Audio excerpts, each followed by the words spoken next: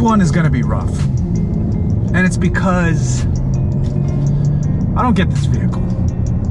I get what Ford is trying to do here, but I don't get their execution of the 2019 Ford Edge ST. The problem is with the ST badging. We've come to learn and expect fun, entertaining, engaging machines wearing that badge. The Focus and the Fiesta are fantastic when they are ST badged vehicles. They're playful. The Edge ST is not. It is a crossover. It is heavier. It is just not the same level of driving engagement that you get with those other vehicles. We haven't even gotten to the price yet. We'll dig into that in a little bit. But let me tell you first, more specifically, what we are dealing with here with the Edge ST. Standard Edges get a 250 horsepower turbo Ford. This gets the 2.7 liter twin turbocharged EcoBoost, which is great. It's a 335 horsepower engine that also doles out 380 pound-feet of torque. And that is good. And it does it through an intelligent all-wheel drive system that can vector torque as needed.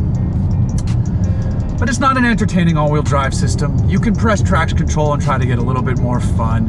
Ford did a really good job of mitigating any torque steer that you might find from a vehicle like this. I haven't felt any of that.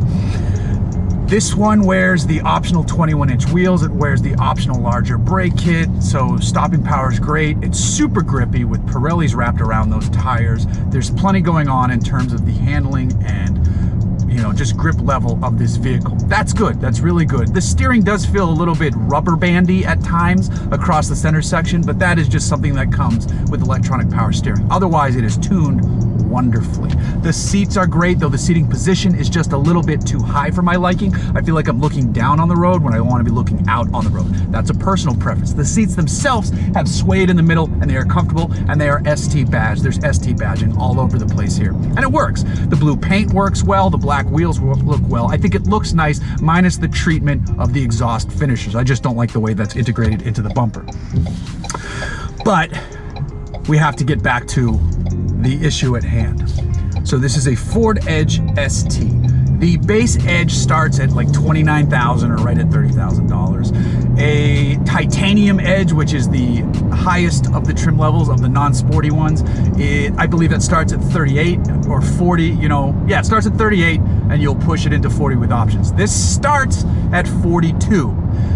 As tested, this is $52,000. This is a $52,000 Ford Edge. That is crazy.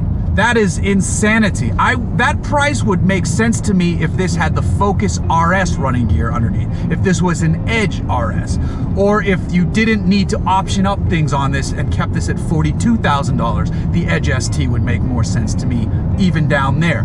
But say you want those optional big brakes, well, you also have to get this optional tech package, which gives you a nicer infotainment system, and then you have to get the 21-inch wheels as well. You can't get the standard 20-inch wheels at that point. So that right there, with all of that stuff included, you've just added like $8,200 to get you to $50,000. And then, there's a few other things that can bring you up to 52. If you want the white paint, for example, because there are a handful of colors for this, the white paint adds like $600.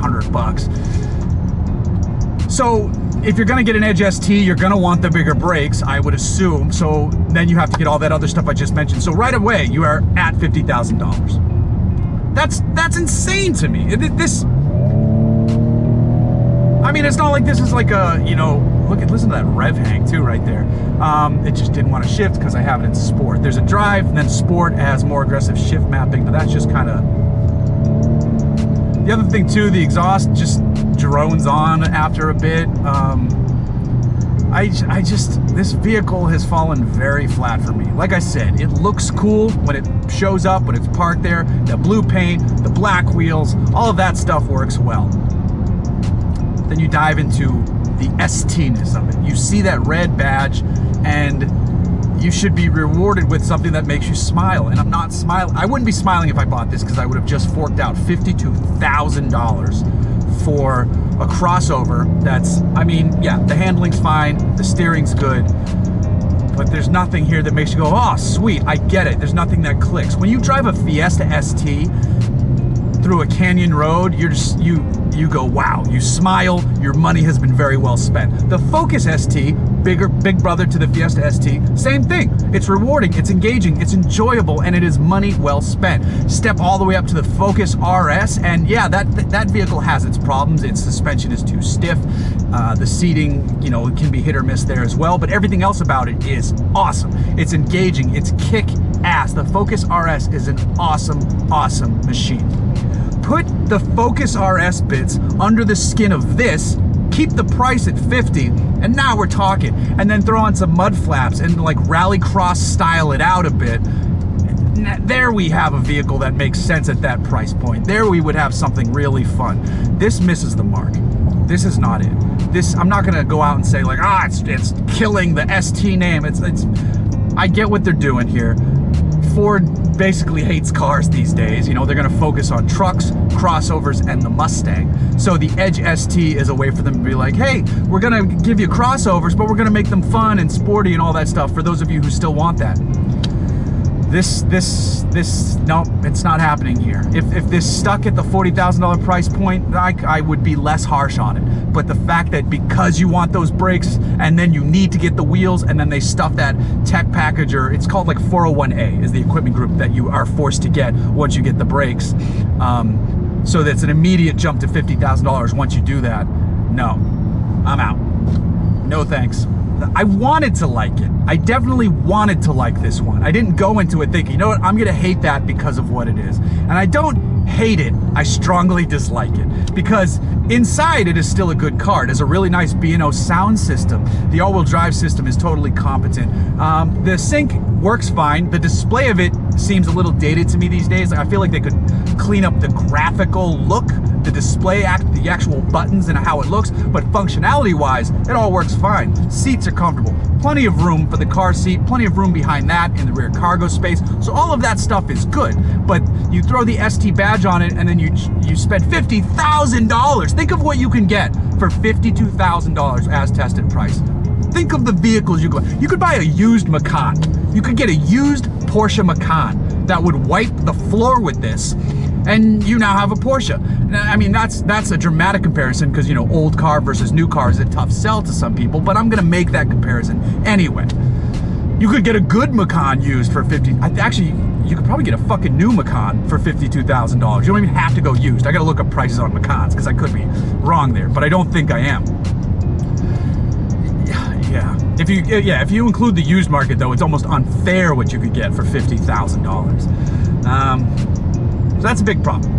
That is a very big problem. Yeah, I don't get it. This is a swing and a miss for me on this one, Ford. And I like Ford. I like Ford a lot. I'm a big fan of the brand. But this is a no for me.